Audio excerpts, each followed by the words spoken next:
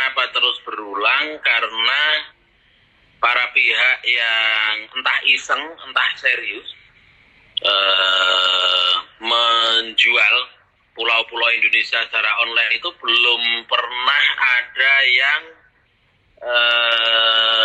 berhasil ditangkap lalu dijatuhi hukuman menurut hukum yang berlaku di Indonesia. Nah, menurut saya penting untuk diberi efek jera. Sekali lagi, apakah iseng, apakah serius, tetapi yang pasti upaya penjualan pulau-pulau melalui mekanisme online itu melanggar banyak peraturan.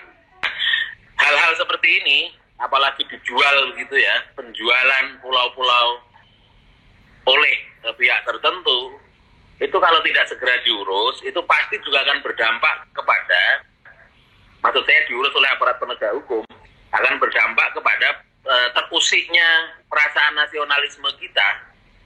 Kalau nasionalisme rakyat terusik, nanti ujungnya itu ya bisa kemana-mana, bisa masyarakat tidak percaya dengan kepemimpinan yang sekarang, misalnya pemerintah, bisa tidak percaya kepada aparat hukum, dan seterusnya, dan itu merugikan kita semua. Itu di Kementerian ATR BPN, kalau aturannya sih, misalnya ada peraturan menteri nomor berapa ya, nomor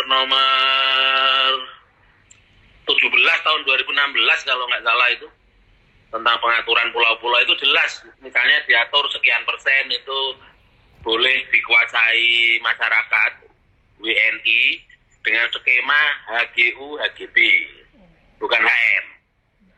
Sekian persen itu harus tetap dikuasai oleh negara, 30% kalau tidak salah minimum dari satu pulau itu wilayahnya harus tetap dikuasai oleh negara. Jadi tidak mungkin dan tidak bisa pulau-pulau di Indonesia ini dijual. Hal-hal seperti ini, apalagi dijual gitu ya, penjualan pulau-pulau oleh pihak tertentu, itu kalau tidak segera diurus, itu pasti juga akan berdampak kepada, maksud saya diurus oleh aparat penegak hukum, akan berdampak kepada terusiknya perasaan nasionalisme kita.